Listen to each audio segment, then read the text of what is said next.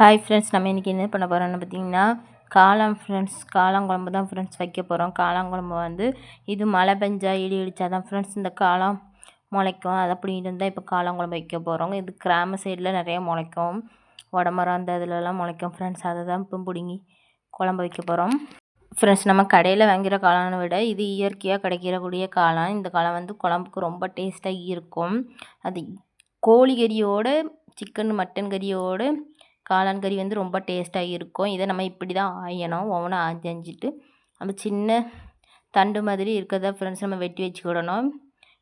வெட்டின பிறகு நம்ம கழுவிக்கலாம் ஃப்ரெண்ட்ஸ். நல்லா ஃப்ரெண்ட்ஸ் காளான் வந்து நம்ம மண்ணிலேருந்து பிடுங்கிறதுனால காளான் ஃபுல்லும் மண்ணாக தான் இருக்கும். அதனால் நம்ம நல்லா நறுக்கி நல்லா 3 திருப்பு நல்லா அலசிக்கிடணும். மண் எதுவும் இல்லாமல் மண்ணோடு போட்டோன்னா குழம்புல மண்ணாக இருக்கும். அதனால் நம்ம நல்லா ஒரு 3 வாட்டி நல்லா கழுவி விடலாம் ஃப்ரெண்ட்ஸ்.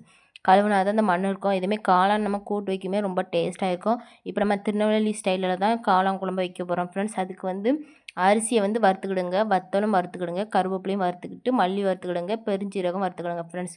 வறுத்து ஆற வச்சு மொத்தமாக நம்ம அரைச்சி எடுத்துக்கிடலாம் பொடியாக. இப்போ வந்து தேங்காவும் உள்ளியும் சின்ன வெங்காயம் எடுத்துக்கிடுங்க. அதுக்கப்புறம் கொஞ்சோண்டு தண்ணி ஊற்றி காளானை வந்து நம்ம நல்லா அவிய போட்டுக்கிடணும். கொதிக்கிற அளவுக்கு நல்லா அவிய போட்டுக்கிடணும். அப்போ தான் காளான் வந்து நல்லா வேவும் ஃப்ரெண்ட்ஸ். அதனால் நம்ம ஃபஸ்ட்டு நல்லா அவிய போட்டுக்கலாம்.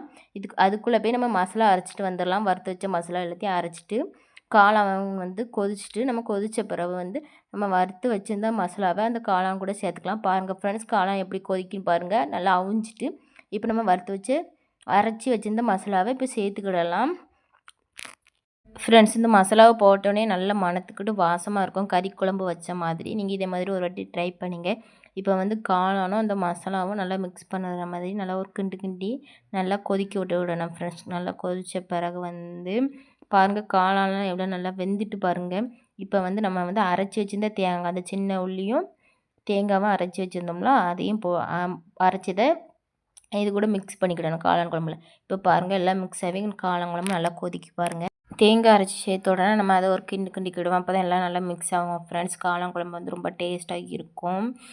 அதனால் காளான் குழம்பு எல்லோரும் வாங்கி சாப்பிடுங்க. இப்போ வந்து ஃபைனலாக உப்பு போட்டுக்கிட்டு தாளித்து ஊற்றிக்கிடலாம் ஃப்ரெண்ட்ஸ். தாளித்து ஊற்றும் போது இங்கே இருக்க மனம் பக்கத்து வீட்டு வர மனம் கேட்கும் ஃப்ரெண்ட்ஸ். அவ்வளோ அழகாக அந்த மனம் இருக்குது. கறி குழம்பு மாதிரியே டேஸ்ட்டாக இருக்கும் ஃப்ரெண்ட்ஸ். இதே மாதிரி நீங்கள் ஒரு வாட்டி ட்ரை பண்ணிங்க.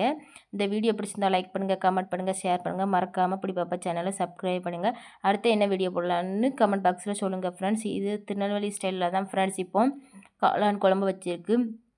ரொம்ப டேஸ்ட்டாக இருந்துச்சு ஃப்ரெண்ட்ஸ். இதுமாரி நீங்களும் ட்ரை பண்ணி பாருங்கள். நன்றி ஃப்ரெண்ட்ஸ்.